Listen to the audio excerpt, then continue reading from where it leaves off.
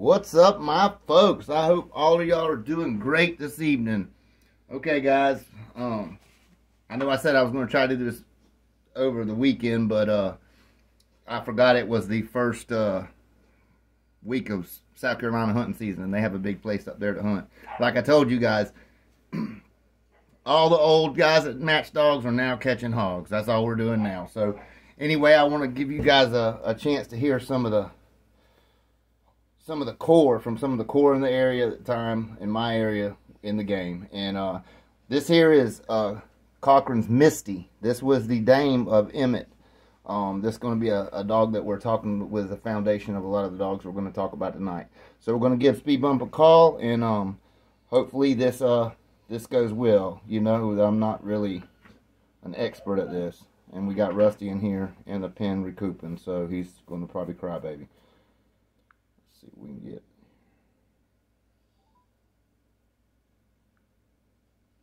All right. Hello.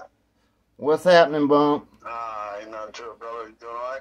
I'm good. I'm good. I'm gonna put you on here as close as I can so they can hear you. Okay, so I guess we want to start the story here. I guess I'll go back to when I met you. As in the middle of the '90s. Yep. I met you at Paul's, and That's right. And it was a different time in the dogs, we'll say that. And that for sure. Yeah, and the competition was stiff, man. Yes, it was around this parts. It was. Yeah. Actually, I think one of the first things I ever did was with that champion Roy Jones dog brother, Little Man. I ran into Big Andy and them, and they had a dog off of Timex, to be honest with you. So I was running into a half brother. You know, same stuff, but they were solid dogs, man. All the way around. Very solid dogs. Why don't you give the folks a little bit of the info of some of the dogs you had your hands in and owned and campaigned throughout the years? Champion Roy Jones Jr., Grand Champion Retard, Champion Esther. I was there through all Wacko's campaigns and a bunch of good dogs off of Emmett. They didn't get the recognition that they should have, but they were great dogs, man. Yes, in their own right. Yeah, they were. They were. There was a lot of dogs back in that time that didn't get recognized. But. And being young and stupid, a lot of them got ruined just for being young and stupid. Exactly. Like most of us were back then. Yeah, how that goes. Yeah. Yeah, so let's talk a little bit about the retard dog. Wasn't that one of your favorites? He was, man. That was a solid bulldog, man. He had everything you could ever want, man. Just 100% bulldog. No ifs, ands, buts about it. And he beat one of the best of that era, that lockdown Rudy dog that Dead Serious had. You know, he beat 2 4-time winners in the box. And we took him out. We went to their backyard, and he pretty much demolished him. You know, it was just everybody got to see what a true Bulls dog was all about back then with that dog, Retard. Right, and like I say, that there was some, you know, if it didn't come from our area, it probably wasn't the good. No, for sure, man. Like I said, those dogs didn't get the recognition. Hell, I didn't get the recognition. I did pretty much every bit of the work for Roy Jones, Retard, until after his fourth. Joe and Scooter and Hoss got lucky when I was going through some hard times, and I offered him the dog back. And, of course, they take all the recognition for it. But I had him through his first 4 all the way through Rudy's deal. And they took him to Carolina and put him into that champion Hurricane dog up there and beat him. That made his 5th.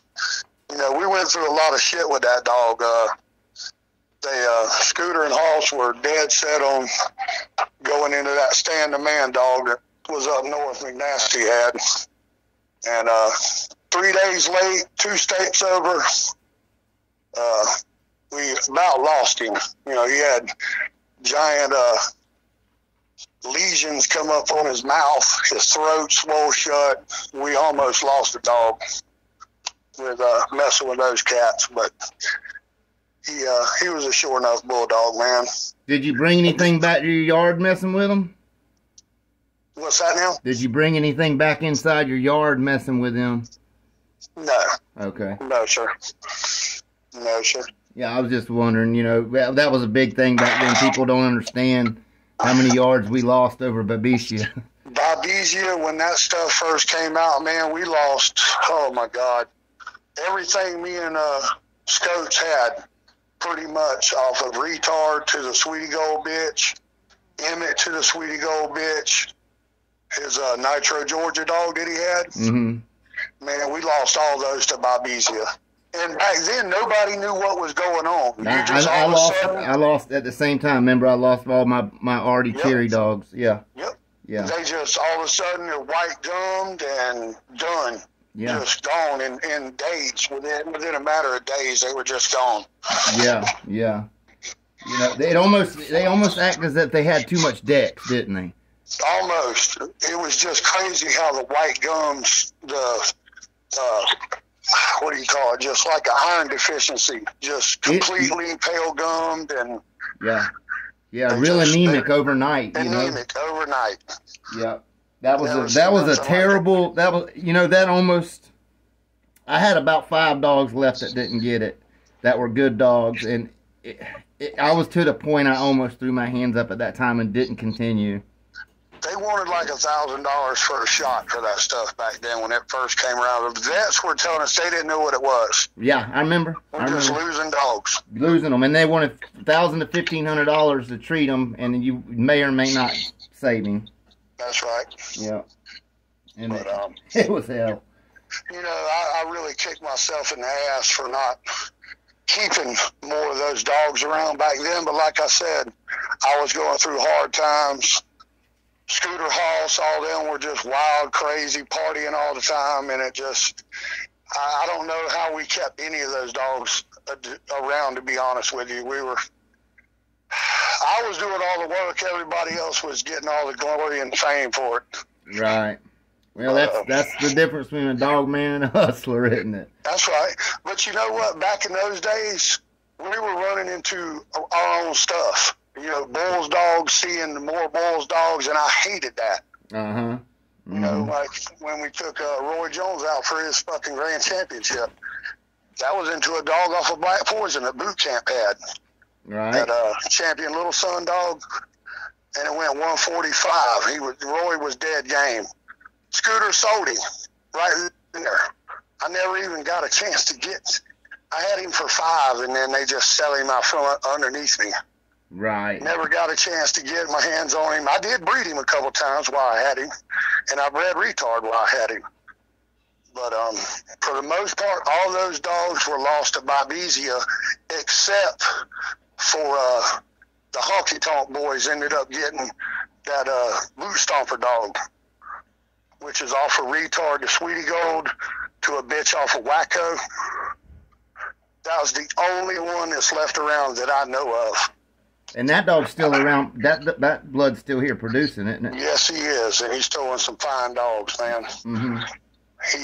He's out in Louisiana, I do believe, right now. But when they bred Emmett to Dead Serious Atlanta, which was what was that, Banjo's litter mate or off of Banjo? Mm-hmm. Yeah. Now they made some pretty fair dogs, but none of those were over here in Florida. They were all out, you know, Louisiana, Mississippi way. Yeah, we had one of them. Remember the little black bitch you seen that we gave up weight that night? That's right. She was one of them. Yeah, she was a fine little dog herself. We just, you know, trying to catch some grizzly bears. That's right. That's all you can do. Yeah. But, so let's get into, so you got all your dogs, and you pretty much, I remember when we all quit matching dogs and started hunting pretty much. We all did that around the same time too. That's right. I know you guys went up to Carolina a lot, and yep. So you had your dogs in your yard, and you're just kind of trying to preserve what blood you got, and then you get the knock at the door.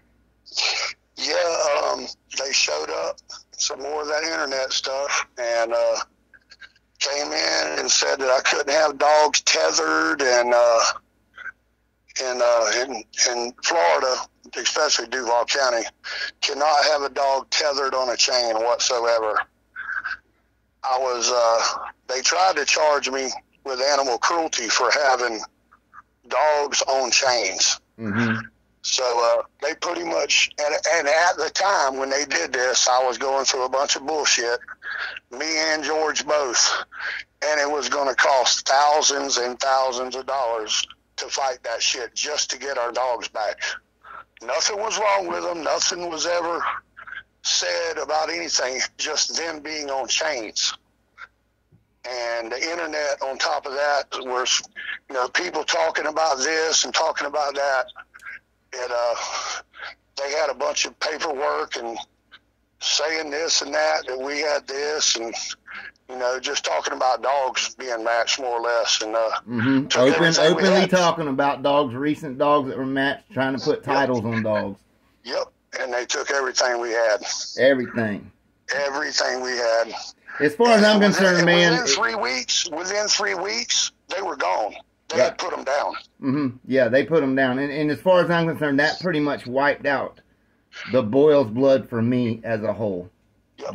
Because that's the ones I had success with. Those dogs, man, I kick myself in the ass for not keeping some more of that around or stashing some I wish you would, too. Because now and I'm not knocking the stuff now. I'm not. I'm not, me. There's good in all of it. But now you have mainly the Taj blood and stuff like that that's still around. But that wasn't my cup of tea, No, and to be honest with you, the alfalfa dogs, I was spanking Chippy George's alfalfa dog, Taj's daddy. Mm-hmm. Those dogs crossed with the Emmett stuff. We never got to see. Those were all the tight bred Dirty Mary stuff that George had, the red gold, just the tight bred red gold and all the alfalfa stuff that he had. When me and him joined forces, mm-hmm. when I got tired of messing with Scooter and them, I started hanging around George more. We started being partners, and the alfalfa stuff crossed with the Emmett stuff, that Queen of Hearts breeding, mm-hmm. all those got took, man. Yeah. All of them. We probably had 20 yearlings. Damn. 15, 18-month-old dogs that got taken. And just put down for being on a chain. Being on a chain, tethered dogs. And from what I've heard, that's going on everywhere now. They're really cracking. Oh, yeah, they're killing them. They're killing them for it. It's exercise, man. Yeah, they're killing them for it. Well, you know what this really is. It's not about cruelty to animals or anything else. It's just about putting the breeders out and the guys with the pure stock and the real stock out. That's right. That's right. If you look, they'll get guys here and there for a nosy neighbor, but most of the guys that they're affecting are known dog men that have known stock. That's pretty much the source of that stock. I got you. But I forgot to tell you another good cross that Dano had, that Cracker Jack male off of Cracker Jack and Hall's double shot. Yeah. We bred, that's what the Champion Esther bitch was. She was Emmett, litter mate to Roy Jones, Emmett the Stout, bred to a pure Cracker Jack double shot male. Yeah, that's right up my alley. 4-time best in show winner. I lost a Champion Pie Face with her. And she was a hell of a dog, man. She won best in show, retard, and wacko in Mississippi. You lost a Pie Face. What's his name? I lost a Pie Face with her. McNasty. McNasty, right. Yep. I didn't know you lost to him. Lost to that dog. Well, he stuck her down here with Pepsi and them, but yeah, I love her. She was, and that's another one. That bitch is straight off of Chino. I'm fighting, going into a Zachariah bred dog. A Zach Queen dog. I didn't really want to do that, but I got a picture of him too. Hang on. Let me get. I think I got a picture of Zach. Here I got a picture of Zach Cup now. I believe that's him. But yeah, that's it's crazy how that worked too. Cause when you're in that level, you know what I'm saying. You're gonna have dogs at that level, That's right. But when I first came around, I was brought into the Oiler Junior dogs. Yeah, me too. through Cherokee Kennels and Dano, and that's how I got started. And then ended up running in a Scooter and Hoss, and you know, it went from there. But they were novice at best with outstanding dogs. Oh, absolutely. And to be honest, the whole kit and caboodle, if they wouldn't have had the caliber of dogs they had, they'd have never been nothing. Right, right.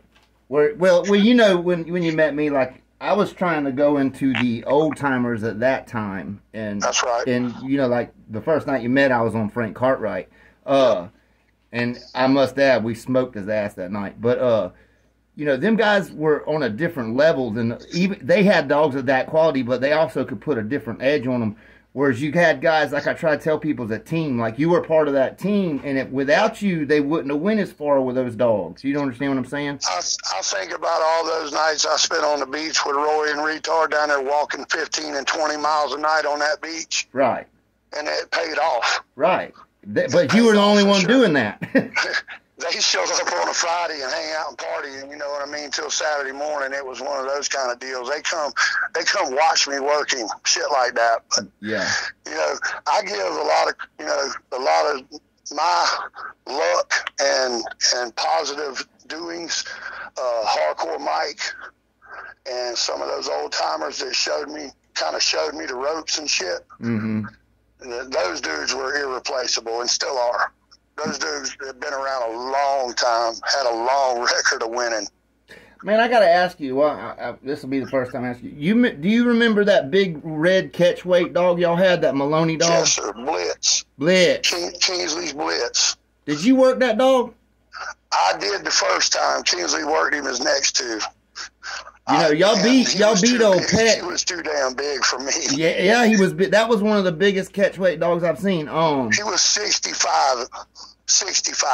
That's huge. Conditioned. Yes. Conditioned. As tight as you could get him. As tight as you could get him, because we went in at 59.5 exactly, and that was a stupid mistake. Yeah. That dog was in very good shape. It just hit me that I thought you did work that dog. I worked him once for his first, his second, and third. Kingsley did it. Yeah, that was they were fly by night, man. They figured the more gear you put into them, and they are just gonna run through everything. You can't rely on the gear. You gotta do the work. Right. Gear only gets you so far. That's right. Yes, sir. Well, guys, I'm glad you answered and we got this done. I wanted these folks to hear what happened to these dogs. You know, I tell them, you know, when people ask me about this and that, boils this, I'm like, well, as far as I'm concerned, the best of the bullshit's gone. You know what I mean? It is. To be honest with you.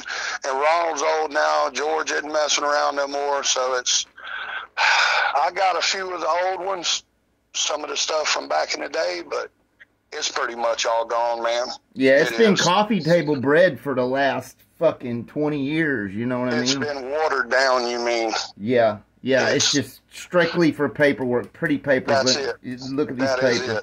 And you know as well as I do, we didn't do it like that, man. We have a good Boyles dog and have a good Eli or Bully Son dog, throw that son of a bitch in there too, you know what I mean? Yep. And that's what kept them dogs real competitive back then. Man, Dano had some of the best ones. That Cowboy Cross with the Oiler Jr. stuff, not just the Emmett stuff, the stuff that him and Junior had bred. Oh, yeah, I love them dogs, man. Parvo Red dog, that little Mary Jane dog I had, it was a 2-time winner. And the one I went into Champion Kunta with, he was a good little dog. Same breeding, Johnny, to that Oiler Jr. stuff. Yeah. People forget about them dogs, too. Them Oiler Jr. dogs was no joke, man. Man, them were some of the hardest ones to whip, man. Yeah. I mean, you know, he beat a lot of good people with them dogs back then.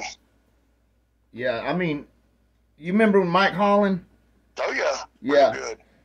Yeah, I remember when... Had Chief and them. Yeah, had the Chief dogs, and them dogs coming down from his stuff were tough, too. Them were some good dogs. It brings back memories talking to you. Man, Ronald having such a small yard, and, you know, never having more than about 15, 20 dogs at the time, he's bred more champions and clan champions than a lot of people that's had 100 and 200 head. Oh, yeah, people don't know the dogs. Quality. Yeah, they don't know the dogs, them small yards that put out back then. That's what I'm saying. I don't have a real, you know, we don't... 15, 20 dogs, if you're doing them right and really looking at the points, you're good, you know? That's right. You're 100% correct on that, brother. Yeah. But, all right, J-Bob, I'll talk to you later, man, and I'm Yes, glad you're doing good, and it was really good getting in touch with you again. You keep in touch with me, buddy, and come up and kill some of these bucks. I'm going to, brother. All right, you take care and keep Thanks, on bulldogging. buddy. Yes, sir. All right, folks, you heard it from the man. That was one of the, as far as I'm concerned, that was the muscle behind the hustle back then. So, you guys, I hope you enjoyed that. That was a real treat talking to somebody that was in the blood and guts of it back then and explaining to you what happened to these dogs. I know some of you think I'm full of shit when I tell you, look, they're all dead.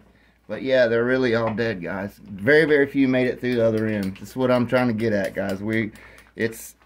I'm very happy that I have the blood that I have because I know what the dogs have went through to get to this point. So anyway, folks, y'all take care and y'all keep on bulldogging. Y'all stay safe, and I'll drop a video answering questions tomorrow.